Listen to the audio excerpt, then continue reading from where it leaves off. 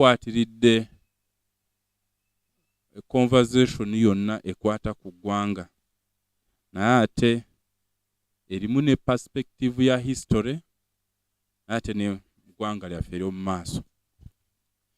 Ebintu ebibiri ebyo bannaffe ababiri ba MP ababiri abadde basibiddwa okumala emyaka kumpi 2 bano bebaleese mpulira abalala bagamba bateesa oba baateesa abalala bagamba tebaateesa naye ffenna tukimanyi nti bano baaliyo mu kkomera okumala bbanga eritakkirizibwa mu mateeka. Ekyokubiri ekintu kati bannaffe kye tukubako ebirowoozo bikwatagana ku kintu kya ddembe lya buntu. Ssemateeka waffe eryomu gye tulina ya 95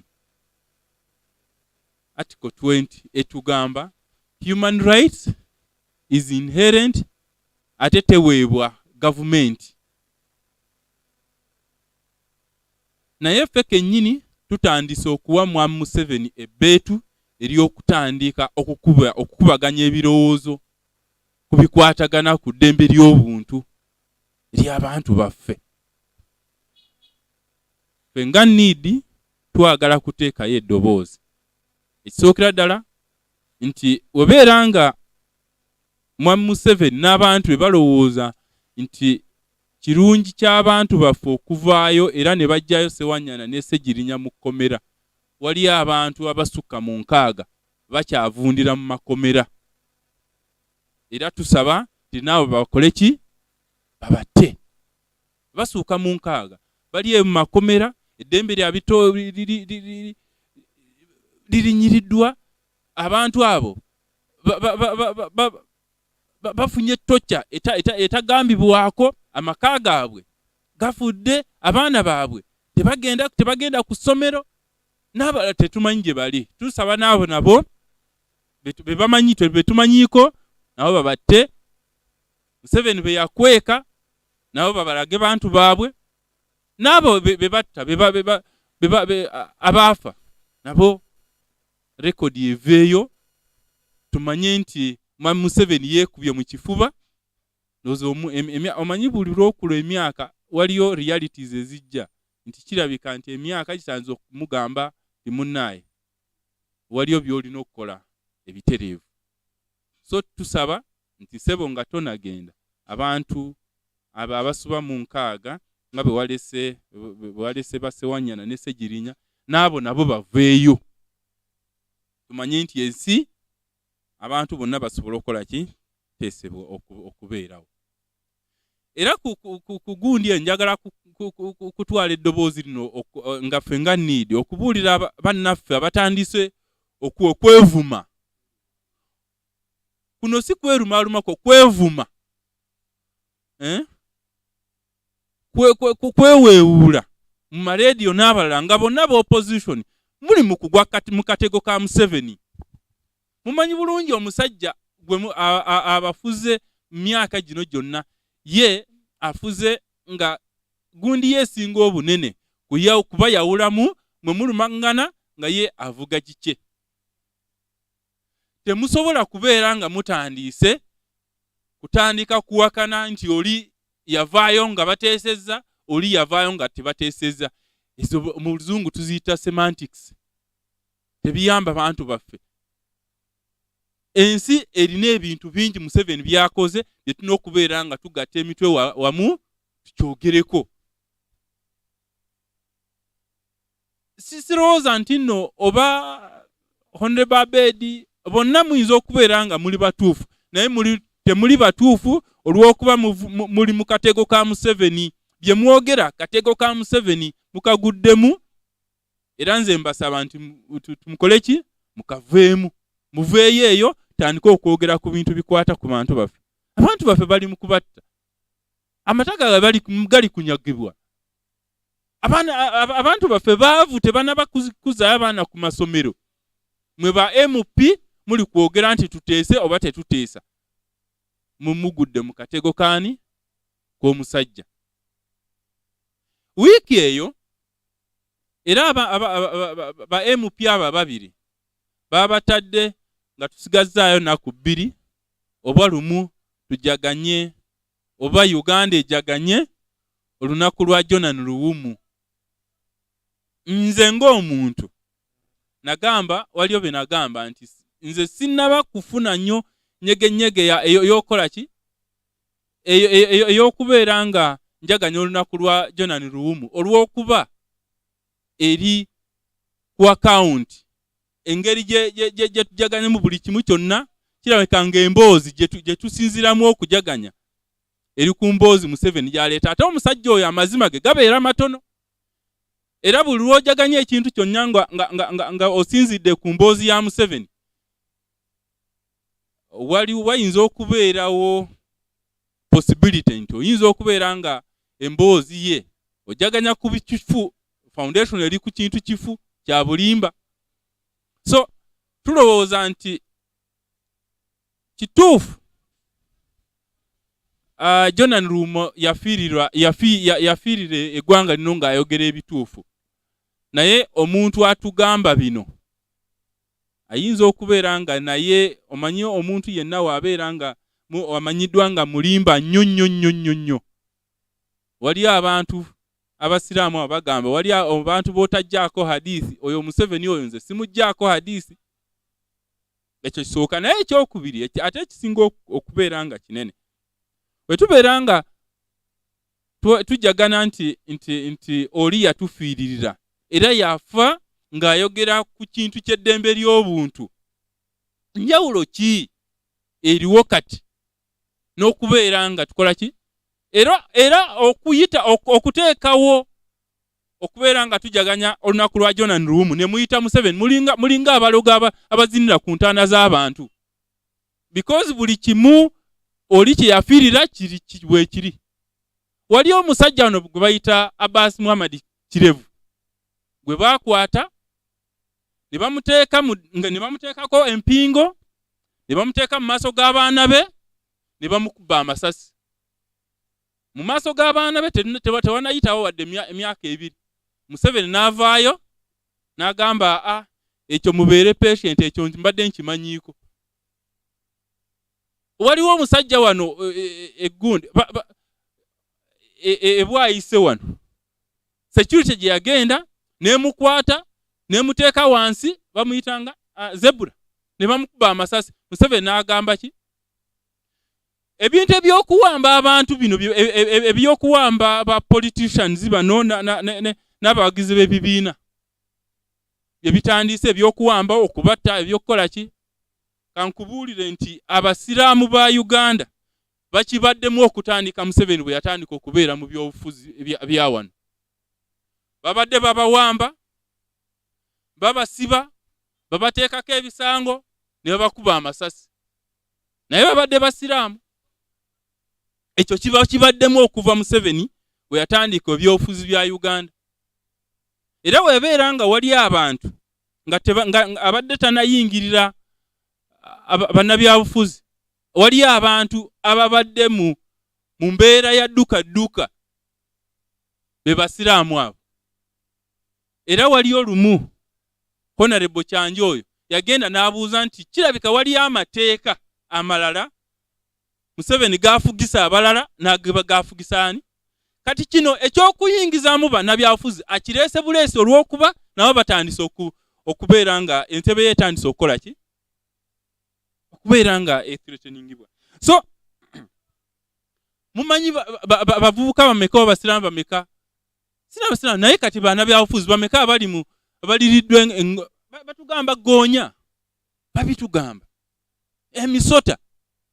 So gwe njagala kubuuza munnaddiini kati oli awo ndaba mu kamera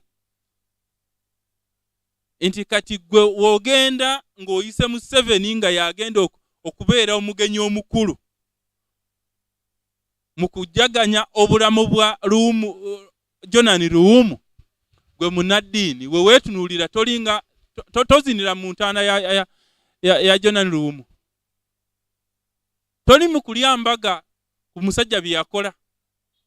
naye kankubuuze tijona lumu wazuukira leero gwolowooza ayinza okulowooza nti n'ensi eno nungi okusingako we yafiirira oba mbi nnyo okusinga. So ebintu ebyo byonna tulina okubeera nga tubikola ki? Tubiraba. Ensi eno waliyo omukyalo okuva eyo ekibuga eyo eyagamba nti ewaabwe n'ente zikola ki? N'ente zironda. Naye bwe twagenda mu kalulu ente ezo ne zitamulabamu magezi. Ente ze zaagaana okumulabamu amagezi, ekitegeeza tezaamulonda. Oyo omukyala yavuddeyo Kagwansonyi, omukyala oyo Kagwansonyi n'avaayo nti Uganda eno Museveni waaba tali egenda kubeera kiwudduwuddu nge kiri awo kiwuddudde headless state. Naye nze nkubuuza nti wobeera mu nsi gye bali mu kuwambamu buli omu, tewali muntu ali safe. Amataka g'abantu mulabe ekiri e Bunyoro, bagenda 7 gwa kiro ne bakwata abakazi ne bakuba abantu ne basiba abantu, enjuba zaabwe ne bazookya, ente zaabwe ne bazitikka ne bagenda nazo. Naye oyo omukazi ente zagaana okulonda agamba ensi ekiri apa akyoli kati bagenda kiro ne bakuba abantu ne bakwata abakazi ne bagoba ku mataka. Ekiri Karamoja buli omu akimanyi, ekiri Ebukeri buli omu akimanyi, ekiri Sebbeyi wano buli omu akimanyi. Nze kyagala kunyumya ekiri mu Buganda kubanga mukimanyi. Tulina omuntu ng'oyo nga be batufuga era nga gwe n'ovaayo n'otugamba nti kati ensi ekoze eki? Ensi simanyi oba she was me abadde agamba nti tujja kubeera nga tetulina headache oba tetuli headless. Ekyo nakyo kyetaaga tukole ki? Ekisemberayo ddala tukimanyi bulungi nti okukoosa enkya ndowooza ku Lwokusatu tugenda kubeera ne by election eri Esserere, si kyekyo? Olwokuna ffe nga need ekisookera ddala tugamba supporters baffe eyo balonde Honorable Alaso kubanga gwe tuwanze eki? Eddusu, kubanga kati yalinga opposition candidate waffe eyo. Naye ebivaayo naffe kennyini tulye naye kikyeraliikiriza. Bye baakola e Soroti, bye baakola e Busongola, bye baakola e Kayunga, bye baakola buli wamu tuwulira nti era bye bitandise okubeerawo.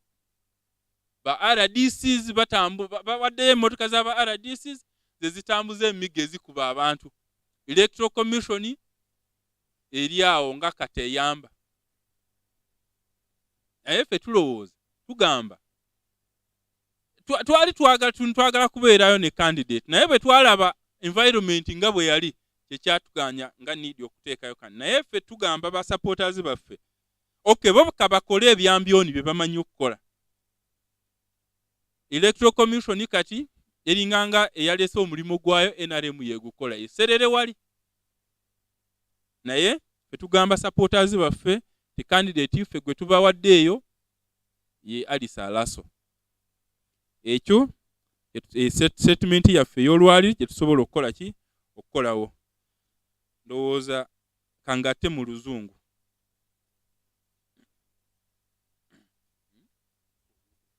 Nyo kutuze.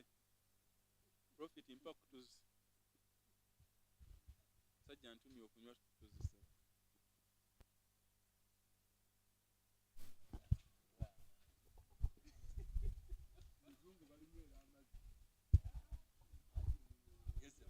Ebibiina ebiri ku ludda oluwabula gavumenti nabo byawagira Alice Alaso, naye nga ebimu byategeeza nti byali birina abantu baabwe bali basimbyewo naye baasalawo okulekera Alice Alaso. Mwadde mwagala okuteekayo oba just mwasaze okumuwagira?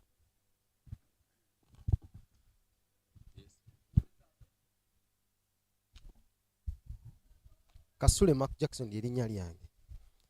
Twalaba enteekateeka y'emu mu kulonda kwe Wakiso. amaanyi ebibiina byonna ebiri ku ludda oluvuganya gavumenti byagagatta, naye mu mbeera emu oba endala era ebyagenda okuvaayo byalaga nti mwali muwanguddwa. Ku luno mulina bukakafu ki nti bwe mwegatta akalulu k'esserere mugenda kukawangula? Ekisookera ddala twalina ba candidates basatu bonna ba members ba NEED baalaga nga baalaga interest nga baagala kwesimbawo. Ffe kennyini twalaba mu mbeera ey'obugunjufu, tulaba ne twogera nabo ne tubagamba bonna bakole ki, olw'okuba tukyali kibiina kito, waliyo bye tukyapanga. Sookera ddala ekyo ne tubagamba basooke baleke, naye ekyo ekyokubiri tubeere nga opposition tulina candidate omu, era oyo candidate ne tugamba nti alaso. Kati candidate oyo woba ogenda ng'ogenda kuvuganya, waliyo ebintu bibiri by'osuubira nga it is fair, ng'okuvuganya kuli fair, osuubira kuwangula oba kuwangulwa. Unfortunately, oba omukisa omubi, oba ogenda kuvuganya mu kalulu akalimu Museveni, muwulira kiyagamba ekayunga. Museveni yakola ki? Museveni be balina ekisembayo, ekitegeeza nti kano akalulu tetugenda kuvuganya nga rifari ye electoral commission. Rifari ayinza okubeera nga electoral commission naye asalawo ye Museveni ne NRM. Ekyokubiri, tetugenda kuvuganya mu kalulu kano nga tugenze kuvuganya, namwe era mukimanyi nti tugenda okuvuganya state. Mu by'okuvuganya ebya bulijjo buli omu byabeeramu oba ebibiina bye bibeeramu mu nsi endala, twalibadde tuvuganya NRM. Naye nkugambye leero nti ekiri eserere, emmotoka za UC za gavumenti, eza Prime Minister's Office n'eza RDC namba emyufu ze zisomba ssente eziri mu kugabirwa abantu, ze zisomba emiggo eziri mu kuba abantu, era ze zikozesebwa okuwamba abantu abawagira opposition yeri. Ekitegeeza nti already Museveni asazeewo ye envuganya gyayagala abantu bavuganye mu kalulu. So ffe twagala oluusi tukola ekintu kino lwakubeera nti tetwagala kubeera nti abantu, kubanga Museveni yayagala mukiveemu omuntu wa bulijjo abulwe essuubi, babeere nga alternative eriwo yeye n'ekibiina kye n'abantu be. Naye tukigendamu okubeera nti abantu ba bulijjo batulabe, naffe tulemeddeko, tetugenda kimulekerayo yekka paka olwetutuuka ekiseera ekyo tubeera nga ekibeera nga waliyo kye tusobola okukola ki okuteekebwa. Nkubuulira nti Museveni tagenda kubeera constant mu nsi eno, era embeera buli omu akimanyi nti amaanyi ge yalina essaawa ze yali azuukukiramu emyaka 5 emabega sizazuukukiramu kati. Awakana agenda abeere ku gundi ebwayise, ennaku zino kirabika Museveni azuuka ssaawa 5 wasula wayitira awo wakozingira awo jaamu. Kitegeeza nti ebiseera nabyo biri mu ludda lwaffe, tuli lubeera olwo. Katonda n'akola ki? N'awulira okusaba kwaffe ne tubeera n'akalulu akalungi. Ogenda tuba ku luzungu ndowooza. Tusanyusa okulaba national spokesperson webale kujja, eggwanga libadde likulindiridde obeeko ky'oyogera naawe.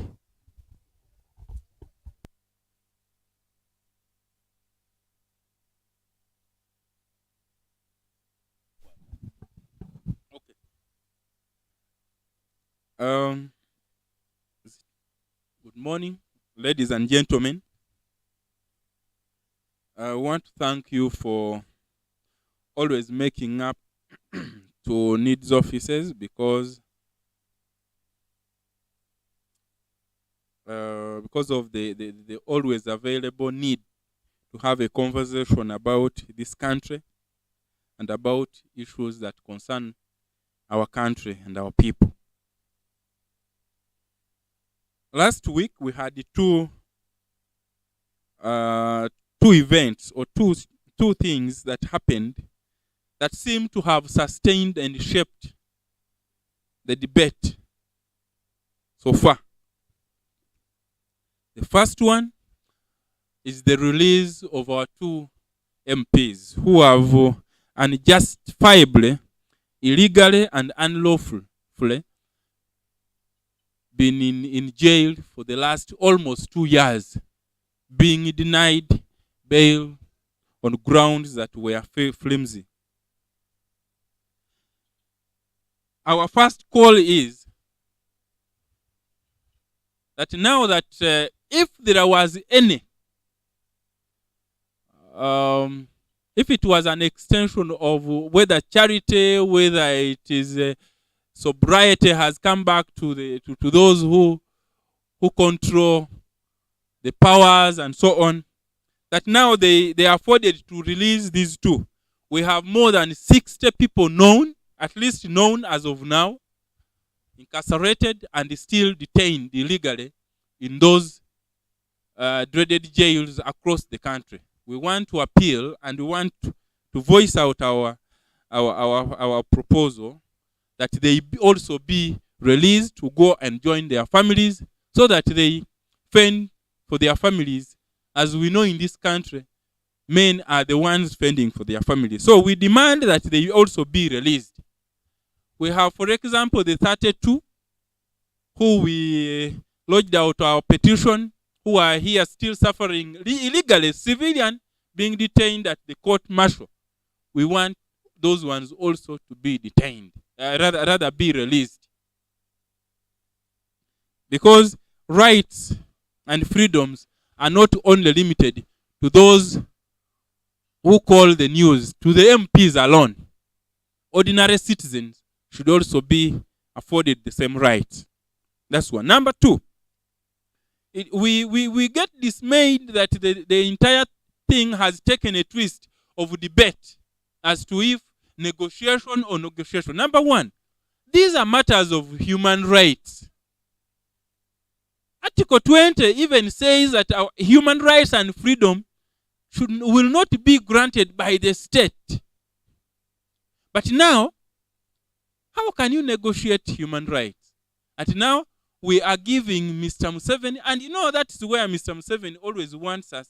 He boxes you people there, and you begin negotiating what would ordinarily not be negotiated. Now, we hear our colleagues, all of them within the opposition, have now fallen into Museveni's trap. You know? Debating semantics and yet leaving out fundamentals. Debating as to if whether or not we should negotiate with Mr. Museveni over freedom, over rights. We want to appeal to those colleagues of ours that there are more serious things to talk about as the leaders than talking about those talking to Museveni over rights. Whether negotiated or not, I think it is a trap in the first place to talk about, for it to be a point of departure, a point of division for us as members of the opposition. You know, parents have not taken back their children to school. We have so many of our people being arrested, right, left, and center. Not even arrested, are being abducted, being kidnapped by the very state that is supposed to be guaranteeing their safety. People are being chased away from their lands, and people are becoming refugees in their own countries. You see what is happening in Bunyoro. People coming, gunmen arriving past midnight. They are raping women. Allegations of women getting raped. Allegation of government vehicles being loaded with people's animal stealing, blatant stealing. And people are now surviving along the road. You go to Acholi, the same thing being happening in around Apa, and the Prime Minister shamelessly going to declare citizens refugees or landless in their own. Why wouldn't you then make us suspect that from 1986, the situation that happened there, you created it? You go to Sebei, what is happening in Sebei? You go to Bukedi. Go to Kasanda here. I don't want to talk about what is happening in Central in general. So, those are the issues we should be talking about than falling into the trap of Mr. Museveni. So we want to appeal to the leaders who have now taken the route of debating semantics and falling into the trap of Mr. Museveni. Let's turn our conversation to things that matter about the lives of Ugandans. The last week also was John and Luum Day. Me as a person, this is my personal one, that one of the things that, one of the reasons that made me go slow on celebrating it is that the whole account is based on Museveni's narration. And Museveni's narrations and Museveni's account, if you're a serious person, you go slow on them. Because some of them, you see, people are beginning to write and sowing the mustard seed. When you read his own book, the first edition of Mustard Seed and the second one have contradiction. How can you trust this? If he is telling his own story about himself, he's lying about his own story. What about other accounts that he thinks favor him and his stay in power? I think that it is true we must be celebrating people like Jonan Luum. But I think we must celebrate, we must have proper investigation on how Jonan Luum died, so that we celebrate his life based on the true account. Otherwise, we cannot, as of now, be sure that the account being presented to Ugandans is the authentic account. Secondly, if Jonan Luum resurrected today, if a miracle happened and he resurfaced today, what would the Jonan Luum say? Would really Jonan Luum survive one extra day under Museveni? 1 extra hour under Museveni? I am telling you, if Jonan Luum, the one we read about, if he resurrected and still became the bishop in Uganda under Museveni, I am telling you, this time Museveni would whatever him with a nuclear bomb. You see, look at how many people are being abducted. Now, the difference between Janan and the other people being killed under Mr. Museveni is because this is a profile. There is a gentleman called Muhammad Abbas Kirev. Whatever he could have done, they went, arrested him in his own house, and handcuffed him, made him to kneel in front of his children, and shot him dead. The following day, the headache of state defended it. You know what happened with the man called Zebra? You know that whatever we are talking about as political activists being abducted, being tortured, being arbitrarily arrested, the Muslim community in this country have been suffering from it from the time, not even from the time Museveni came to, from the time Museveni became politically active in this country. Talk to those Muslims who are released. Talk to them about what is happening in CMI. They tell you about snakes. They tell you about crocodiles. Very horrifying stories. So, would Janan survive in Museveni's regime? I want to ask you religious leaders. Actually, every religious leader who invited Museveni to be the chief guest in Janan Luwumu's celebration was like a night dancer who was dancing on the grave of Janan Luwumu. So actually, the only thing those guys did, those guys were all witches who were dancing on Janan Luwumu's grave. Because you cannot be celebrating a man and you're doing worse than what befell him, what caused his death. So you are not any better than a night dancer, really. You see? So I want to appeal to the religious leaders, to the cultural leaders, to whoever has a voice to speak up. If you don't speak up, it started with the Muslims. People thought it was Museveni was arresting Muslims, and every Muslim is ADF, is ADF, is ADF. It is now us, we the political activists, we the politicians, now we are facing it. I will tell you the religious leaders, you keep quiet. The man will, there's where he will press. He will come for you. When he's done with us, the political activists, he will come for you. So we would rather speak now, collectively, or you wait for your turn when there is nobody who will speak with you. The last one is about Serere. As need, you see, on Thursday there is going to be a by-election in Serere. We don't expect miracles this time in Serere because we know Museveni's master. He told us he's what? He's the one who takes the last decision. It is not electoral commission. It is not institution. It is himself. So we know what is going to happen there.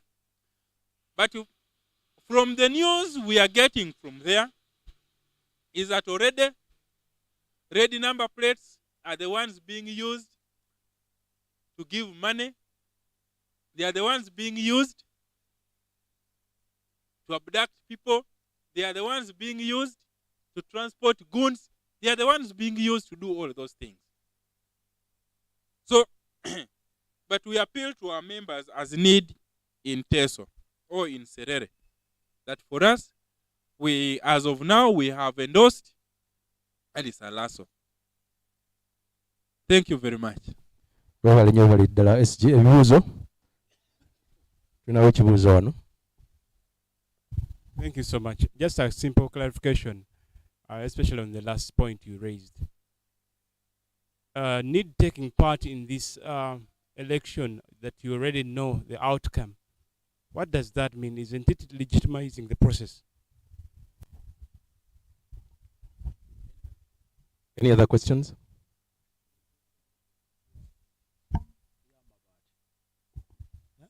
Mwenga need. What do you have to say about the Mavati saga? Okay.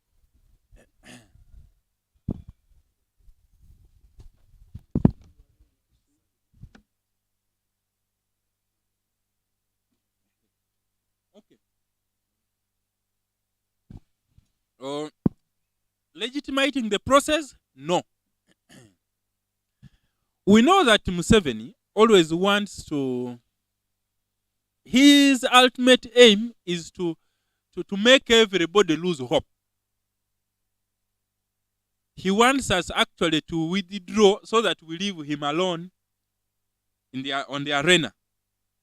Now, our participation as of now is number one, to ensure that our people don't lose hope. Museveni, nature is working on him. The time he used to wake up is not the time he wakes up now.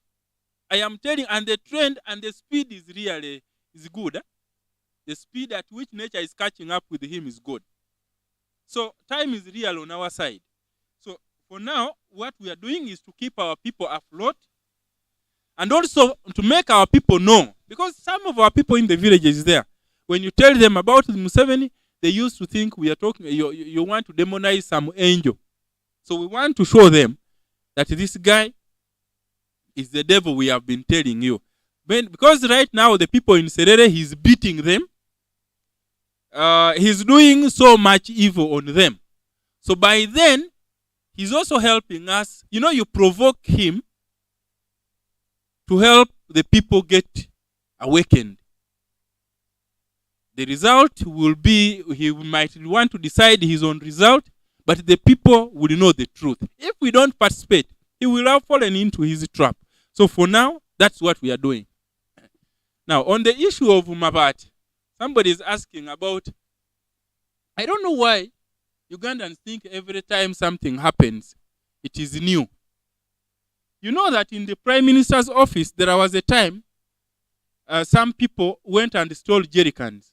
They were still destined to Karamoja. You remember? There was an officer in charge of, they were going to Elgon. Remember the Elgon, the Bududa landslide. Prime Minister's office packed. They were all found in Tororo there. There was a work of a Prime Minister's office. They stole everything. You remember the blankets in Ikasese, where they took a quarter-meter blankets. You remember, you see, there are so many things. These people are inherently thieves. You know? And you know, when a mother cow is chewing, the young one is watching.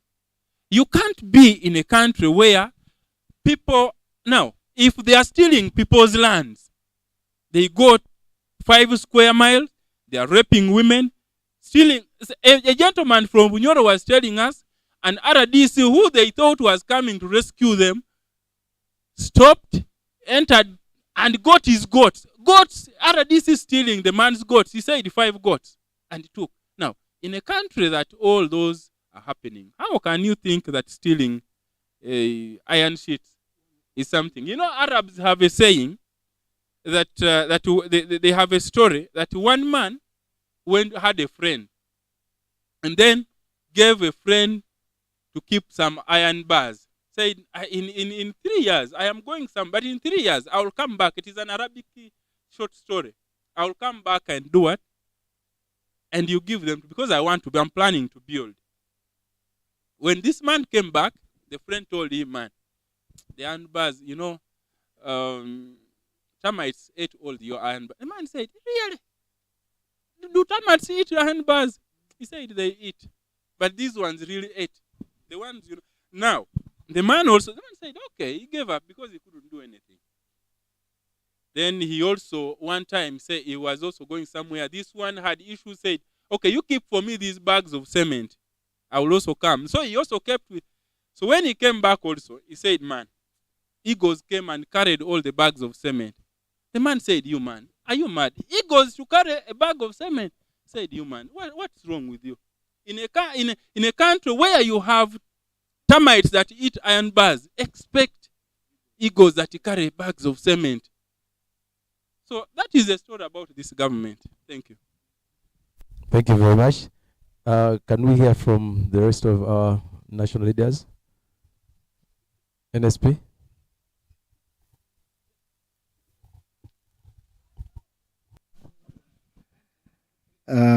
Mbalamusiza nnyo bannaffe.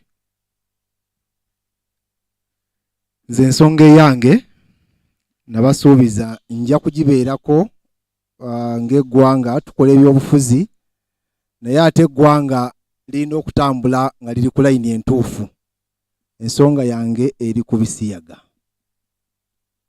Wiiki nnamba ngimazeeko nga neetegereza story za bisiyaga eziyingiziddwa mu Uganda eziva ebweru, naye nga abasinga obungi bonna balwanirira ddembe ly'ababisiyaga. Bwenjogera ebisiyaga bonna kategori tugimanyi LGBTQ. So tugitwalira wamu. Njagala kukikkaatiriza nga need nga twegasse wamu n'ebitongole ebirala, kuba waliwo ebitongole nga biri ebitutuukiridde, tugenda kutwala campaign mu maaso. Era nyina gye mbadde we ntuukidde wano nga waliwo essomero erimu liri Nsanja awo balimpaako obujulizi, essomero lya secondary lya private nga lirimu ebisiyaga n'abaana babikola kyenkana kyere, era omuzadde omu yajjeyo omwana we n'amutwala mu ssomero eddala liri awo Makerere, naye ng'ensonga eyakozesezza ekyo bisiyaga. So njagala bonna bekikwatako, abazadde, abakulembeze ku mitendera egy'enjawulo, buno bufuuke buvunaanyizibwa bwaffe ffenna, nga tetweyawuddeemu mu bibiina bya bufuzi, tetweyawuddeemu mu ddiini. Ensonga eno mbi, tugirwanyise. Mbi, ebisiyaga bibi, kikolwa kibi, tukivumirire, tukirwanyise mu nkola yonna buli omu gy'asobola.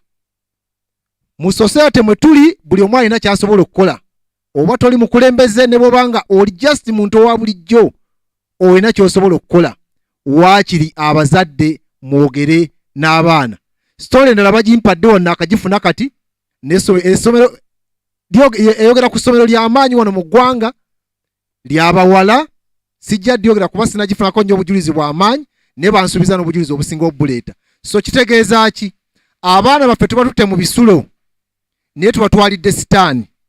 Abazadde twekolemu omulimo, tuteekewo akazito ku bakulu b'amasomero, ku basomesa ababeera n'abaana baffe, tulwanyise omuze gw'ebisiyaga naddala mu masomero, kuba kati gye kisinze okusimba ekkooli.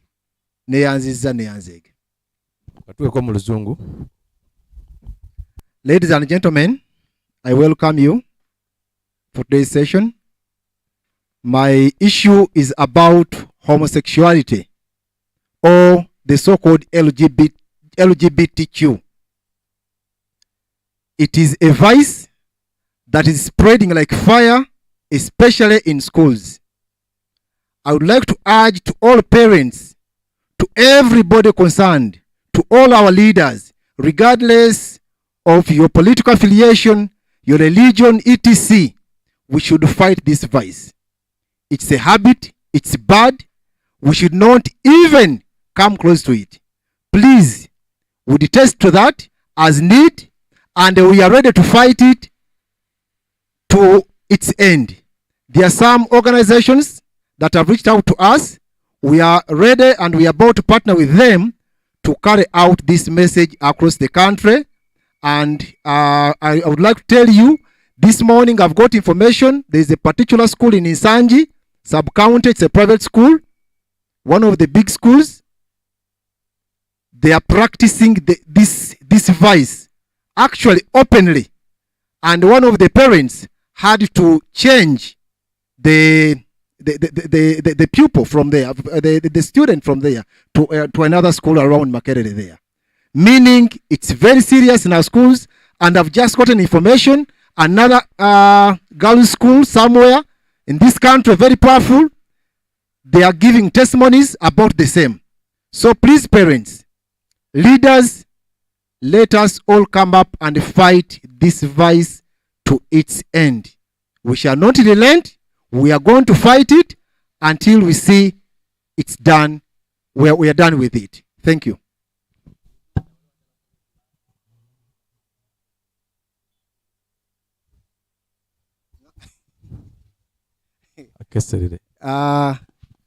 Nganze omwogezi njagala okubategeeza ng'eggwanga nti need esazeewo okuwagira omukyala Alice Alaso mu kalulu kano, era tugenda kugiyo n'ag'omu buto.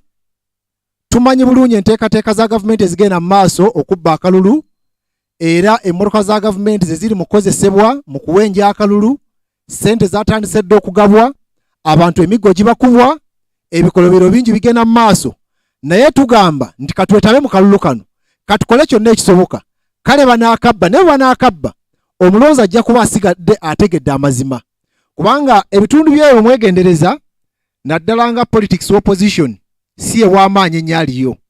Kubanga balina endowooza nti NRM ye kamala byonna, ye inobba buli kimu, era ye gavumenti yaabwe, era ye eriwo ku lwabwe. Naye kano akalulu kagenda kwoleka nti gavumenti eno ebadde ng'ebalimba, nti n'eddembe lyabwe ery'okulonda tebakyalina, kubanga bo bagenda kusalawo okulonda okutuufu, nabo babawe okulonda okulala. Ekyokubiri ng'okubateereddwako emiggo, essente ziyitingana, amakomera gatandise okujjula, kubanga bakwata buli awagira atali waabwe. N'olw'ensonga eyo nga niidi akalulu tukalimu, tugenda kabeeramu, tukakasa tujja kukola ekisoboka, tujja kawangula. Naye ne bakanaaba bakabbye era ensi ejja kuba esigadde etegedde ekituufu nti gavumenti eno si ye yaabwe gye babadde nga balowooza bulijjo. Webale nnyo n'olw'obukulu by'obugambe obutubyanziza. Kati ndowooza olukuŋŋaana lwaffe olw'abannamawulire olwaleero bw'olutyo bulugenze. Mwebale nnyo, mwebalira ddala. Abadde agala ebisiike ndowooza obifunye. Tweyanziza tweyanzeeke.